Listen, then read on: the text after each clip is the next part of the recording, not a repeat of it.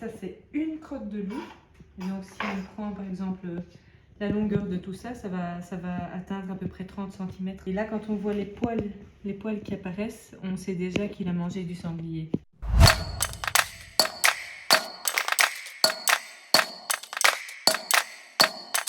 On va nettoyer la crotte, alors ça il faut du savon, il faut du désinfectant, il faut de l'eau très très chaude, il faut un tamis très fin. Et on récupère là-dessus que les tout gros morceaux qui sont supérieurs à 0,5 mm.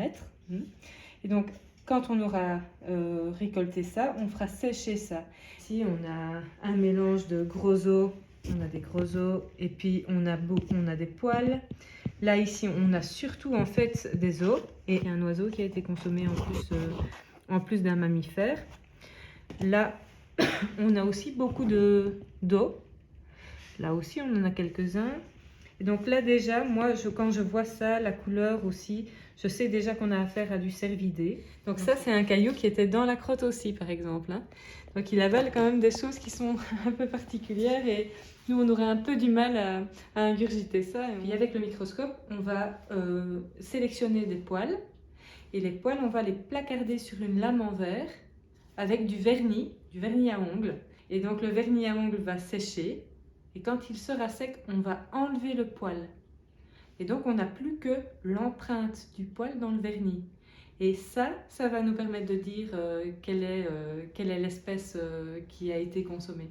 Par exemple, si on montre un poil de renard, on voit que la structure va être très très différente aussi sur certains poils et que c'est ça qui va nous permettre d'identifier le renard. Voilà, ça c'est aussi un poil de mouton, ça c'est un poil de cerf, ça c'est un poil de mouton, donc ça vient du même échantillon. Ça c'est un poil de cerf, mais ça c'est quand il est vu avant d'avoir été enlevé de la lame de verre. Maintenant ici, quand moi je vois ça, je sais que c'est du loup. Ça aussi, je sais que c'est du loup. Je sais bien que c'est pas du renard ou du blaireau. On a pris un petit échantillon de cet excrément-là. Celui-là, il va nous permettre de savoir que c'est un loup, mais surtout, il va nous permettre de savoir quel loup de la meute a produit cette crotte-là. On va avoir vraiment toute la génétique de cet animal-là. On va savoir si c'est le fils de la troisième portée de Maxima et Akela ou si c'est plutôt la fille de la portée de cette année, enfin de 2023, du couple qui est installé juste en dessous. Donc tout ça va être déterminant. Mais évidemment, l'endroit où on trouve la crotte va aussi être déterminant. Si on trouve ça en plein cœur du territoire d'une meute, on sait que ça va appartenir à un individu de la meute. Mais parfois, on a des passages de loups dispersants et ils sont aussi détectés de cette manière-là. On ouvre le congélateur.